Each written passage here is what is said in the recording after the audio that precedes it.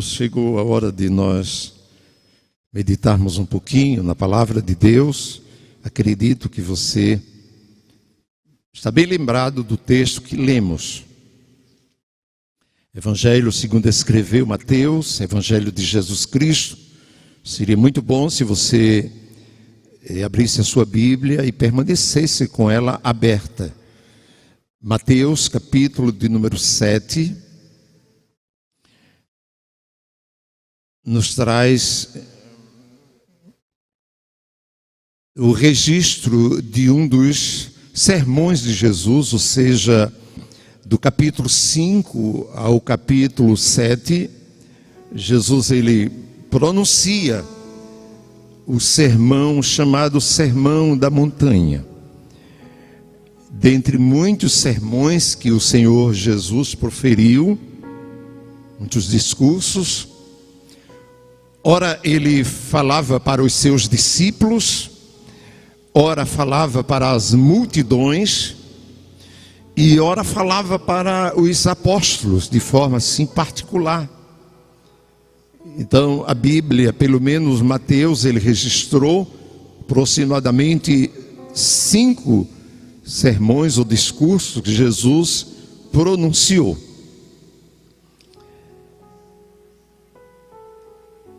E este texto que lemos fala do Sermão da Montanha. Ele falou para as multidões que afluía para ouvir a sua palavra, a palavra dos seus lábios. E lemos no capítulo 7, versículo de número 13,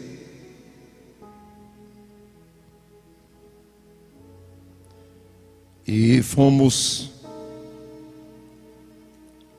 até o versículo de número, gostaria de refletir até o versículo de número 29, de 13 a 29. Neste sermão, neste discurso que Jesus pronunciou, é muita riqueza, porque ele estava centrado no ensino da palavra. Na verdade, poderíamos falar sobre a pedagogia de Jesus neste seu discurso, porque o foco era o ensino da palavra. E ele estava transmitindo como se fosse assim uma nova lei, ou seja, assim como tem a antiga aliança e a nova aliança, ele estava pronunciando, podemos chamar de uma nova lei, sem esquecer da lei antiga. E ele ensinou neste sermão, você pode observar que desde o capítulo de número 5 ao capítulo 7, você vai encontrar Jesus ensinando sobre o sal e a luz. Ele usava parábolas, usava figura. Ele falou também, ensinou sobre a lei, sobre a ira. Ensinou também sobre o adultério, ensinou sobre o divórcio. Ele ensinou sobre o julgamento e também os votos que as pessoas sempre fazem. Ensinou sobre a vingança, ensinou sobre o amor que devemos ter até aos nossos inimigos, que não é fácil, mas ele deixou um ensino riquíssimo. Também ele teve o cuidado de ensinar sobre como auxiliar os necessitados, como socorrer os necessitados. Ensinou sobre a oração, ensinou sobre o jejum, esse sacrifício que nós sempre fazemos, precisamos fazer mais. Ele ensinou também sobre o dinheiro, sobre os bens que ele colocou em nossas mãos, Deus colocou em nossas mãos, e Jesus teve o cuidado de trazer ensinamento também sobre o dinheiro, que é importante também para a nossa sobrevivência, sobre os bens que nós recebemos do próprio Deus. E ele também ensinou sobre as preocupações que sempre temos para com esta vida que vivemos aqui, uma vida curta, mas ele foi muito enfático quando disse: não vos preocupeis, vocês não devem estar ansiosos por coisa alguma desta vida, porque tudo passa, porque eu cuido de vocês. A ansiedade, a preocupação, ele deixou uma relação de ensinamentos. E ele, como mestre, ele como professor, como pedagogo, podemos dizer, todo professor, ele tem muito desejo que os seus alunos aprendam, ou seja, ponham em prática aquilo que ele ensinou. E esse primeiro sermão, ele enfatiza muito, desde o início, capítulo 5, até o capítulo de número 7, ele enfatiza a necessidade de seus discípulos, ou todos aqueles que estavam lhe acompanhando. Nem todos conheciam, porque a própria Bíblia diz que muitos acompanhavam Jesus por interesse, uma hora pelo pão, outra hora pela cura divina, não tinham assim convicção. Então este sermão, este ensinamento, ele alcançava a todos. E no texto que lemos já no finalzinho, é uma parte do sermão de Jesus, no capítulo de número 5, você vai ver que ele subiu ao monte e começou a falar para todos. E no capítulo 7, ele acha por bem falar sobre duas portas, dois caminhos, dois alicerces.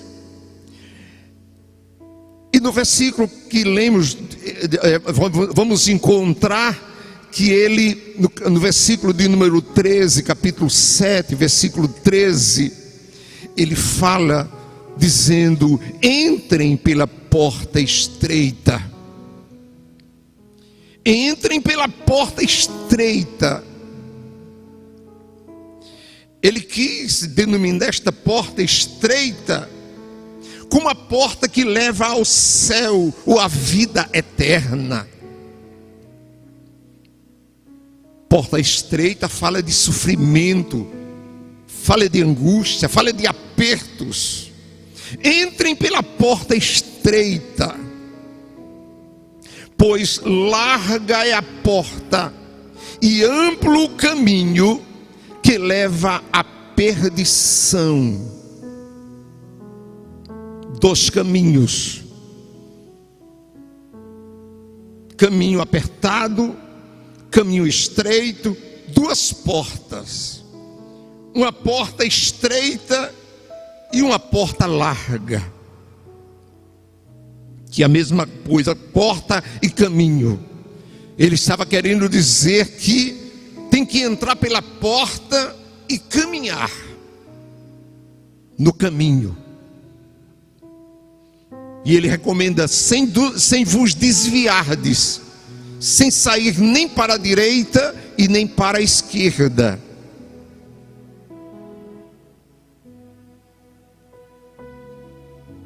Entrai pela porta estreita, porque larga é a porta e amplo o caminho que leva à perdição. Ele chama esse caminho, esta porta larga, este caminho amplo. Ele está querendo dizer que este caminho é o caminho que leva à perdição, podemos dizer ao inferno, a perdição eterna.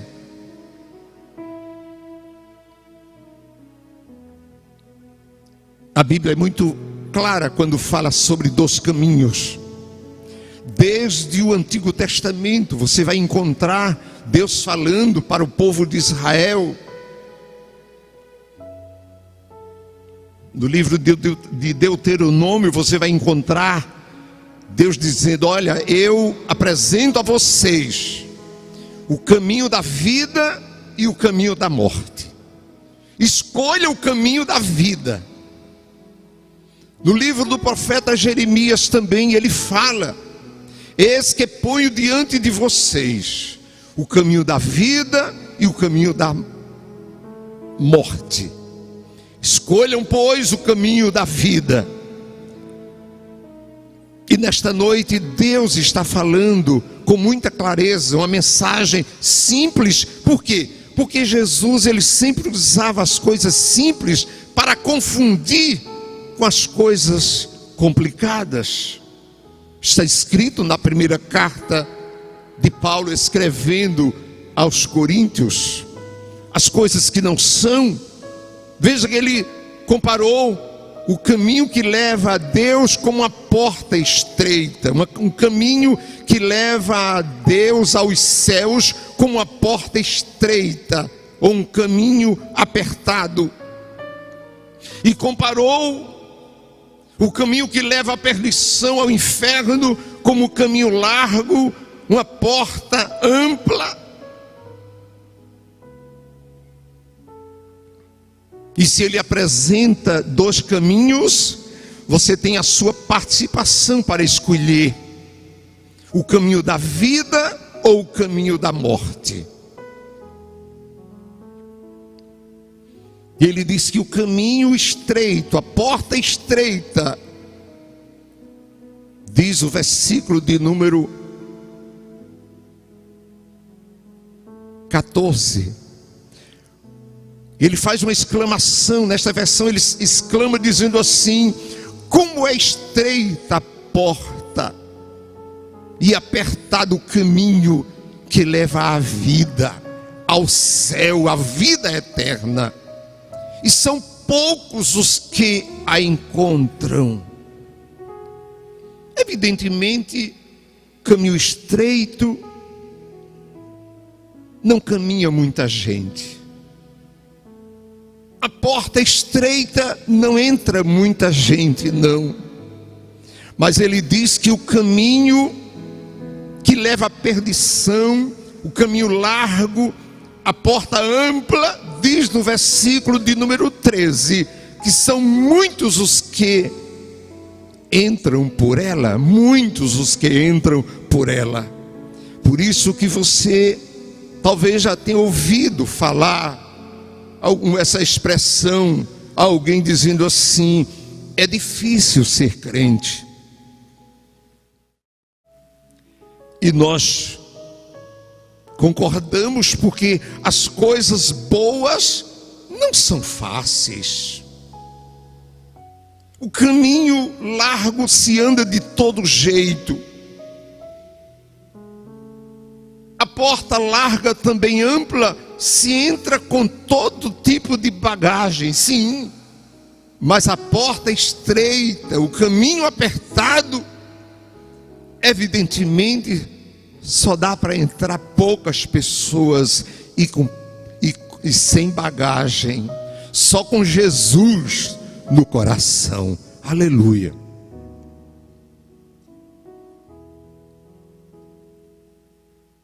A porta estreita, são poucos os que a encontram. E a porta ampla, a porta larga, são muitos que entram por ela, disse Jesus.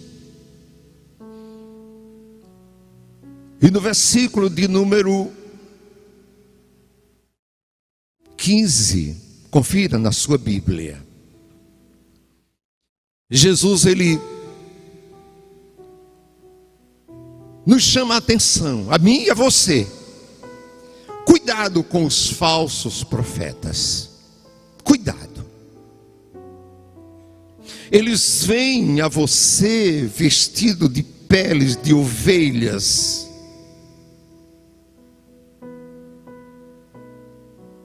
Mas por dentro eles são, diz a Bíblia, Jesus falou, por dentro eles são lobos devoradores. E como é que se conhece Como é que se descobre a diferença do lobo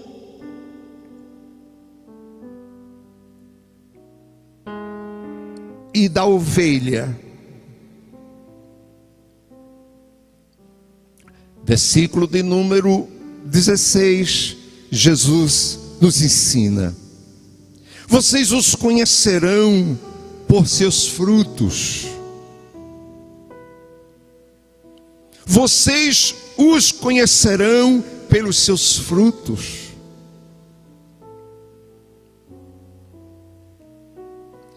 O verdadeiro profeta de Deus, o verdadeiro mensageiro de Deus, o verdadeiro homem de Deus, a verdadeira mulher de Deus, se conhece por seus frutos. E isso é escrito na Santa Bíblia. Paulo, escrevendo na carta aos Gálatas, aquele povo que residia ali na região chamada Galácia, e ele disse assim: olha, o fruto do Espírito, o fruto da vida eterna, o fruto de uma vida espiritual, o fruto de um verdadeiro profeta de Deus, seja ele ou ela. Gálatas capítulo de número 5, se não falha a memória, versículo de número 23, 22 e 23, nos diz assim: mas o fruto do Espírito, Espírito que vem de Deus, o Espírito Santo, é amor, alegria, paz, paciência, amabilidade, bondade, fidelidade ou fé, mansidão e temperança. Então não é fácil. Hoje nós estamos diante desta pandemia.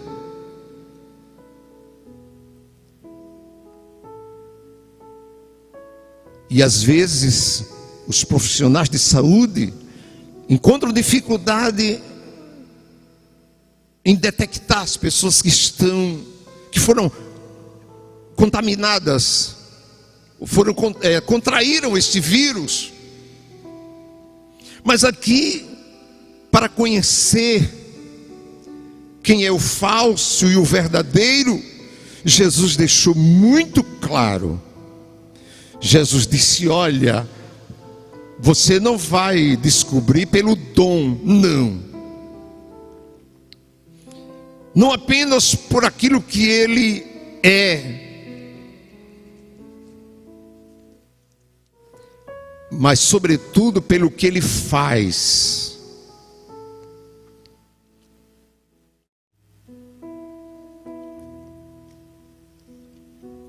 Voltemos para o texto que lemos. Vocês os conhecerão por seus frutos. E ele faz um comentário dizendo: faz uma pergunta: pode alguém colher uvas de um espinheiro ou figos de ervas daninhas? Semelhantemente, toda árvore boa dá frutos bons, mas a árvore ruim dá frutos ruins. E a árvore boa não pode dar frutos ruins, nem a árvore ruim pode dar frutos bons. E toda árvore que não produz bons frutos é cortada e lançada ao fogo. E ele repete mais uma vez: assim, pelos seus frutos, vocês os conhecerão. Se há de convir que Jesus não estava falando tão somente de árvores comuns, uma árvore, não, ele estava falando sobre pessoas.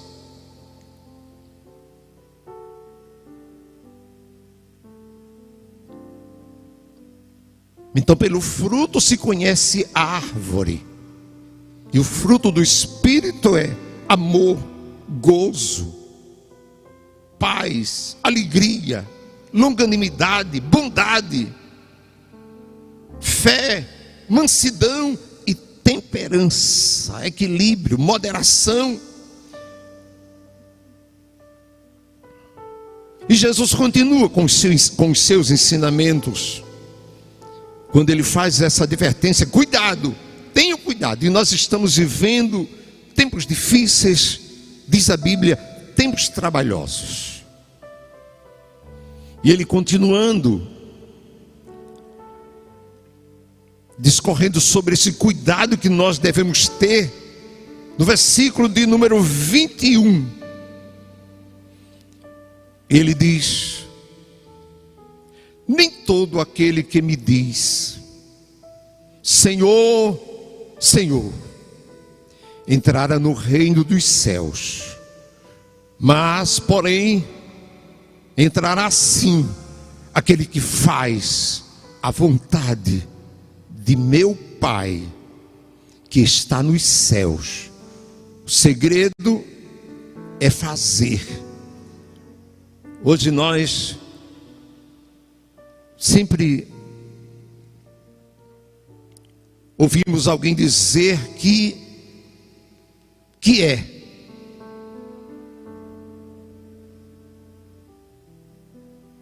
Diz até o que é. Mas o importante, o mais importante é aquele que faz. Ser crente não é tudo, porque ser crente significa, essa palavra, essa frase, ser crente significa crer em Deus.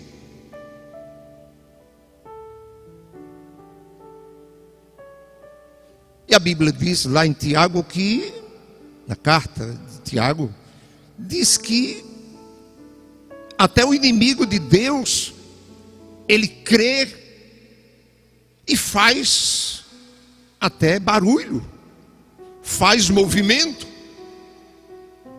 mas ele não obedece. Ele crê em Deus, mas não obedece. Por isso que Jesus, com muita firmeza, com muita graça, com muita autoridade, ele disse: nem todo aquele que me diz Senhor, Senhor, dizer Senhor, Senhor, não é tudo. Pois Jesus disse: nem todo aquele que diz Senhor, Senhor entrará no reino dos céus, mas apenas aquele que faz a vontade de meu Pai que está nos céus.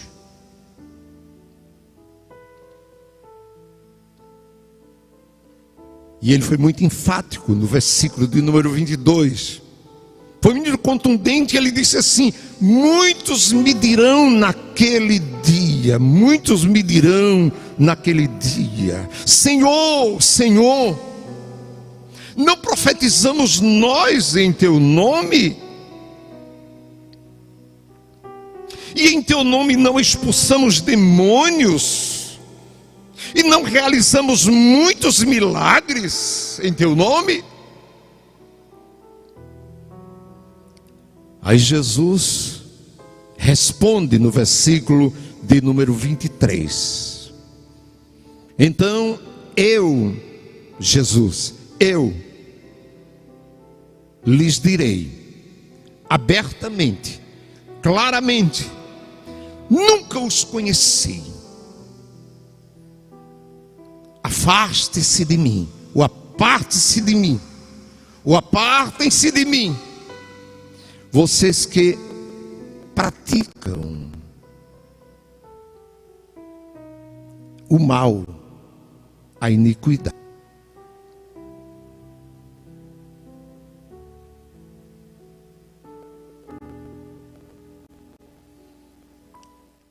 Quando Jesus disse: nem todo que me diz Senhor, Senhor,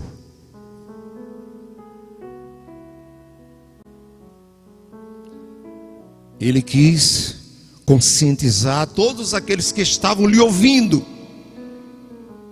para que não olhasse tão somente para a sua apresentação, não olhasse tão somente para a sua religiosidade, não olhasse tão somente por aquilo que eles dizem,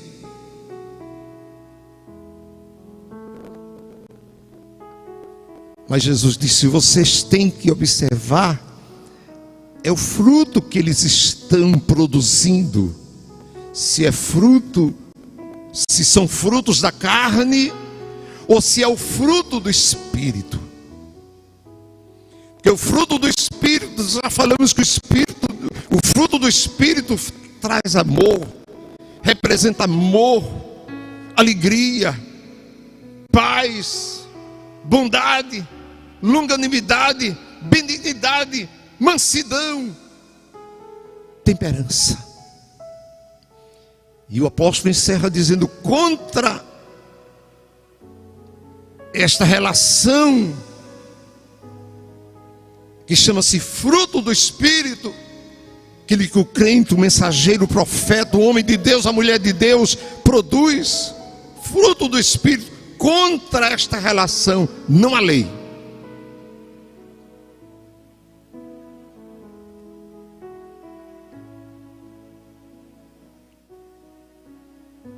Aí Jesus faz o encerramento do seu sermão. No versículo de número 24, você vai, nesta versão que tenho em mãos, ele começa o versículo 24 dizendo assim: portanto, imagine o olhar de Jesus para aquela multidão.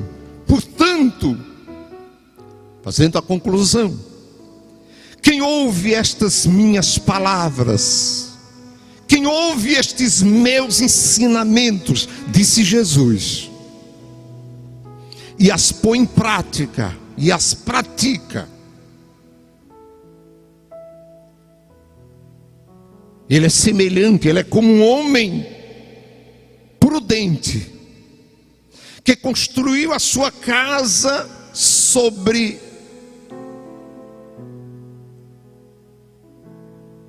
a rocha. Não é qualquer pedra, é rocha. Isso fala de Cristo. E ele continua, Jesus continua dizendo: olha, caiu a chuva. Chuva fala de tempestade. Caiu a chuva, transportaram os rios, ou seja, transbordaram os rios, sopraram os ventos e deram contra aquela casa. Jesus está falando desta casa de tijolo, de alvenaria. Não. Estava falando de seres humanos, a casa espiritual, esta casa, este corpo. Deram contra aquela casa e ela não caiu, porque tinha seus alicerces na rocha.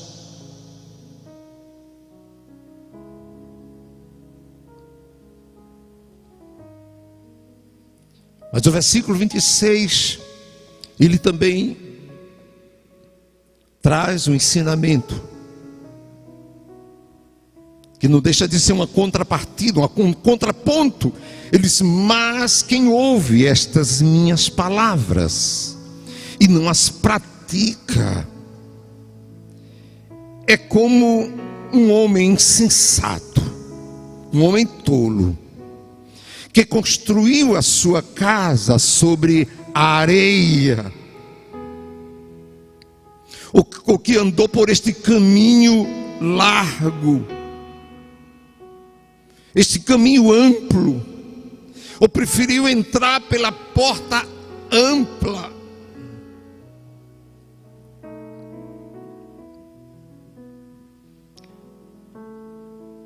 Vieram os rios, caiu a chuva, transbordaram os rios,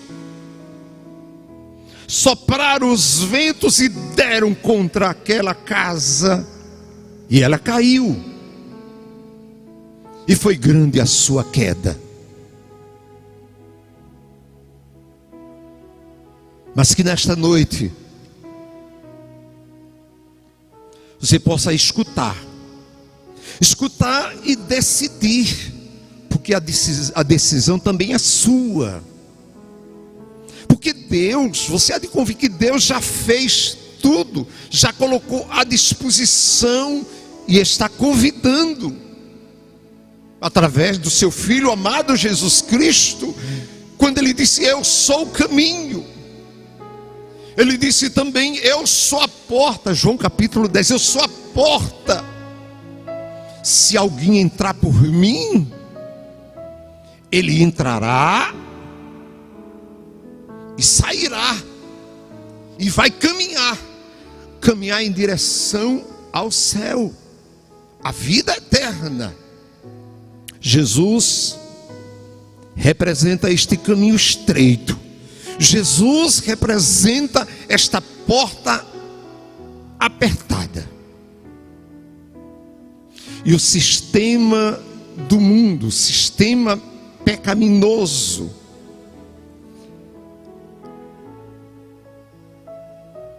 representa a porta ampla, o caminho largo,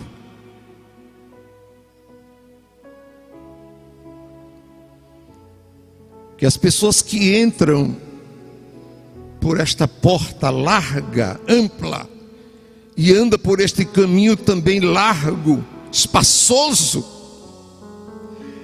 eles fazem o que querem. Quando eu pronuncio essa palavra, fazem o que queres, a Escritura registra que até o povo de Deus, no tempo dos juízes, chega um tempo que o povo de Deus, aquele que acompanhava, os israelitas, aqueles que foram escolhidos, a descendência de Abraão, diz a Bíblia registrou que teve um período, o período dos juízes, que eles queriam fazer o que eles queriam, o que eles gostavam. E a sociedade hoje, na grande parte da sociedade,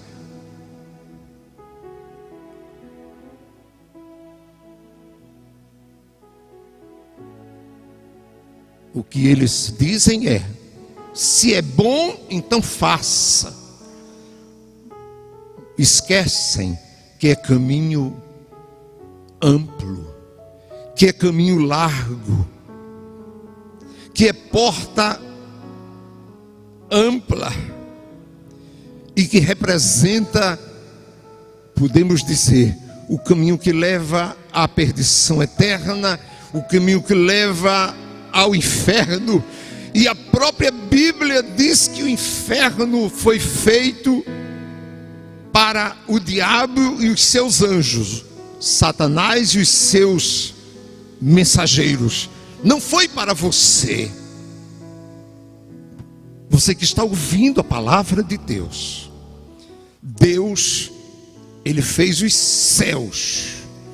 E Jesus foi muito enfático quando disse assim: olha, eu quero que aonde eu estiver, vocês estejam comigo também.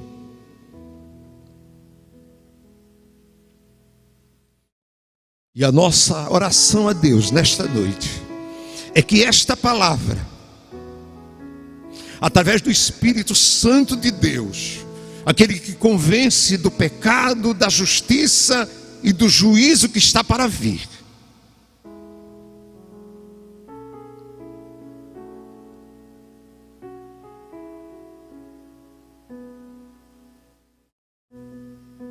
não é uma pandemia, não é os sofrimentos de uma pandemia, não, mas é coisa de um grau altamente superior. Juízo de Deus, o juízo de Deus,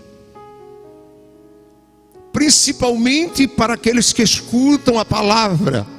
Jesus disse: ora, aqueles que ouvem estas minhas palavras. Jesus estava como aquele professor.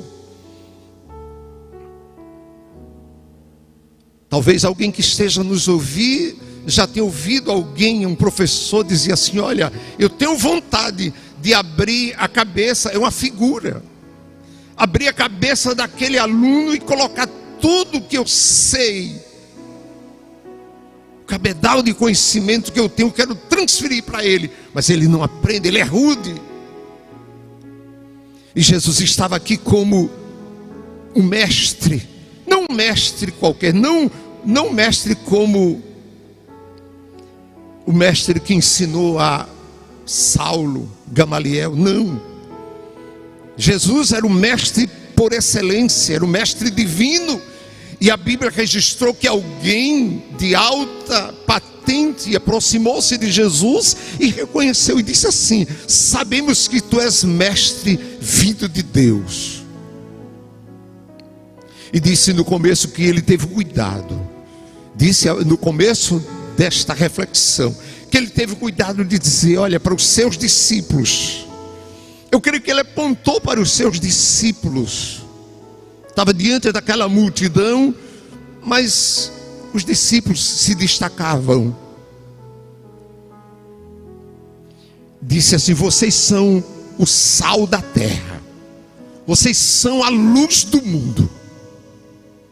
E sobre a lei ele disse assim: se a lei de vocês não for superior, a obediência de vocês à lei não for superior aos religiosos, entre aspas, né?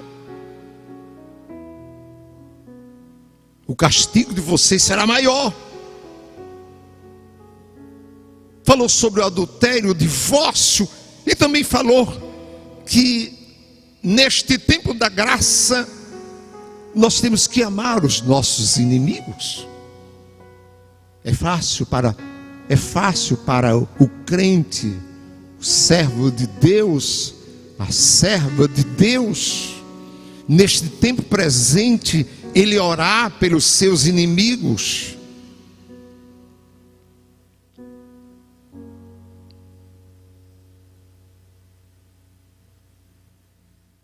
Ele pagar o mal que ele recebe com o bem. São os ensinamentos de Jesus. Neste seu sermão, do capítulo 5 ao capítulo 7. E repito, ele preocupado com muitos que não obedeciam a palavra, ouviam. E ele disse: olha,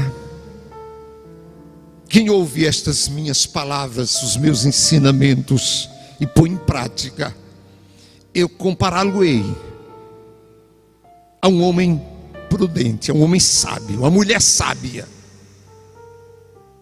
que edificou a sua casa sobre a rocha.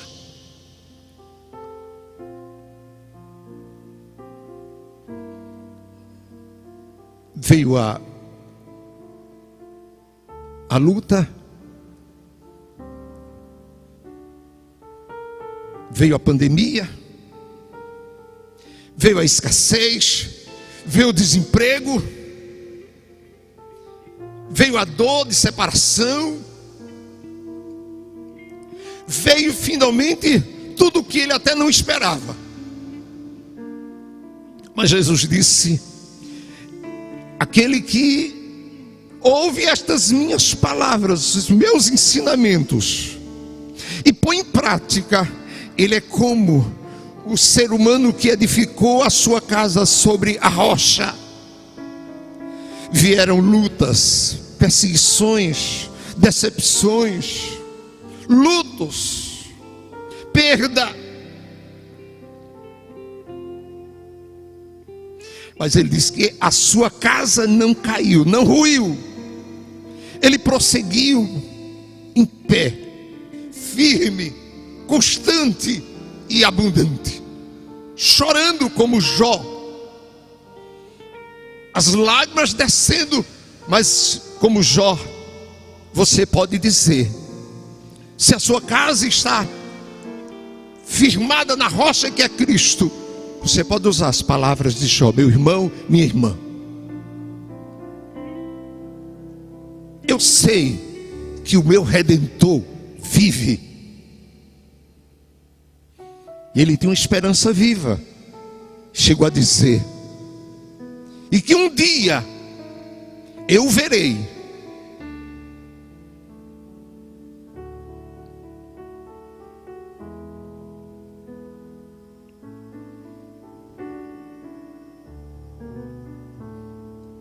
Caiu a chuva, a sua casa, ou seja, sobre a sua casa, sobre a sua vida, rios transbordaram, ventos sopraram, ventos contrários mesmo, e ela não caiu, porque estava edificada sobre a rocha. Estava no caminho apertado. Estava andando pelo caminho apertado. Mas aquele que não teve o cuidado de firmar a sua fé em Cristo Jesus, a pedra angular. Pedro disse: Ele é a pedra. Paulo disse: Ele é o fundamento. Talvez o seu fundamento seja Paulo, Pedro, mas o fundamento é Cristo.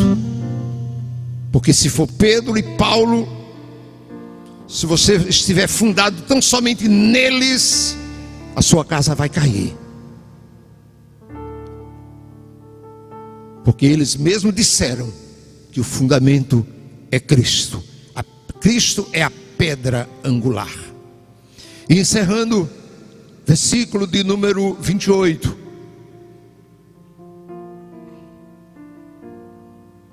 A multidão que estava a ouvir os santos ensinos de Jesus, entendendo, diz o versículo de número 28, quando Jesus acabou de dizer estas coisas, estas verdades, estes ensinamentos fortes,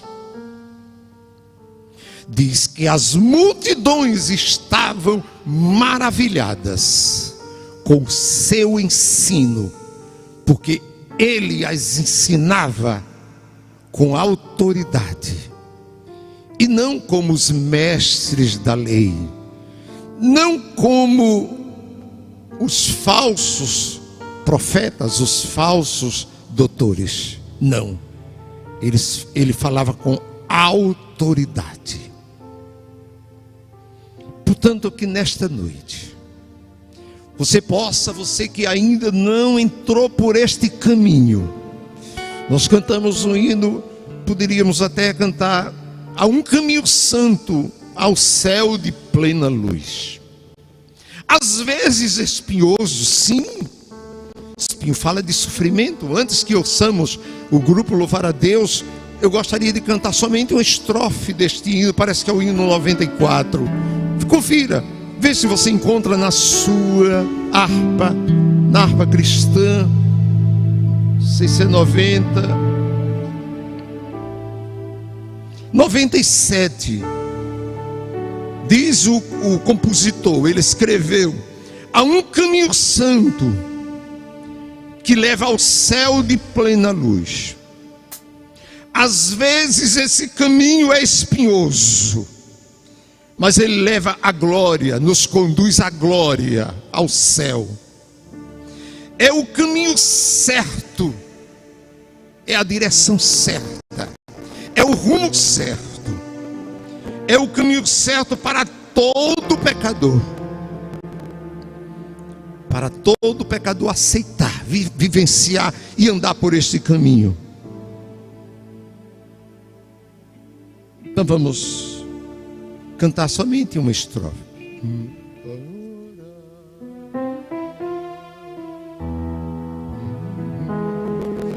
Há um caminho santo ao céu de plena luz, às vezes espinhoso, a glória nos conduz. É o caminho certo para todo pecador. Jesus é o Salvador, Jesus é o Salvador. A última estrofe diz assim: há um fim glorioso além do escuro véu, no fim do espinhoso caminho está o céu. E quando for tirado o véu da escuridão, verei Jesus então, verei Jesus então. Que o Santo Espírito de Deus, o Espírito Santo de Deus, fale ao seu coração nesta noite. Principalmente você que ainda não é evangélico, que não professa, que não está firmado nesta rocha que é Cristo. E você também que é evangélico, mas não tem convicção. Talvez você diga: e como é que o Espírito Santo vai me falar? Talvez você que não entende muito a palavra de Deus. Você pode escutar, porque tem muita gente que escuta uma palavra vinda de um ser humano. Sim, nós estamos falando da palavra de Deus. Eu posso imaginar como é que o Espírito Santo fala com o seu coração. Não apenas imaginar, mas ler na Bíblia como é que o Espírito Santo fala. Está escrito no livro de Isaías, no capítulo de número 30, e o versículo de número 21.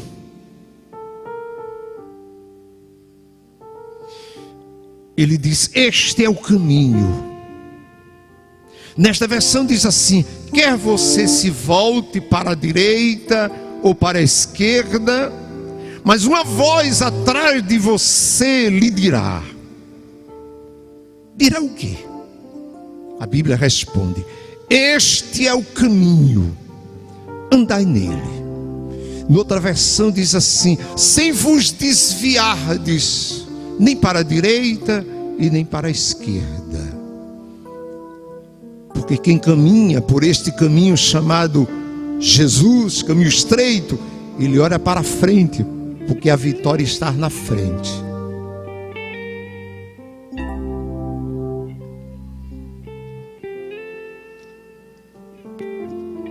E ele tem várias. A Bíblia traz desde o livro de Deuteronômio. A palavra de Deus é muito clara, e Deus está falando ao seu coração. Deuteronômio capítulo, para encerrar, capítulo de número 30. Deuteronômio é o 5º livro da Bíblia. E o versículo de número 15, ele diz assim, nesta versão, capítulo 30, versículo 15. Vejam, Deus falando, vejam que hoje ponho diante de vocês vida e prosperidade, ou morte e destruição. E o versículo 19, Deus continua falando, dizendo assim: hoje invoco os céus e a terra como testemunhas contra vocês, de que coloquei diante de vocês a vida e a morte, a bênção e a maldição. Agora escolham a vida, para que vocês e os seus filhos, sua descendência, viva. Para que vocês e os seus filhos vivam e amem ao Senhor. Creio que nesta noite o seu coração certamente se abriu.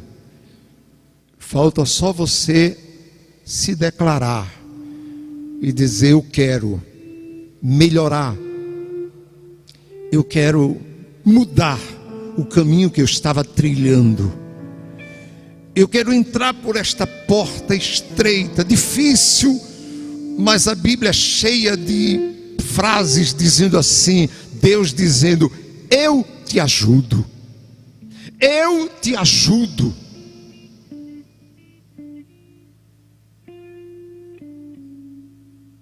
Isaías capítulo 51, Deus diz: eu sou aquele que te ajudo. O caminho é difícil, a porta é estreita, mas há um ajudador, há um guia seguro, há um guia forte. Portanto, ele continua dizendo: se você ouviu, aqueles que ouvem e põem em prática na sua vida, ele caminha para os céus, ele caminha para sobre a bênção, ou debaixo da bênção, melhor dizendo. A sua família será uma família abençoada, porque tem Jesus no coração. Que Deus te ajude, que Deus nos ajude também a falar com ousadia sua palavra.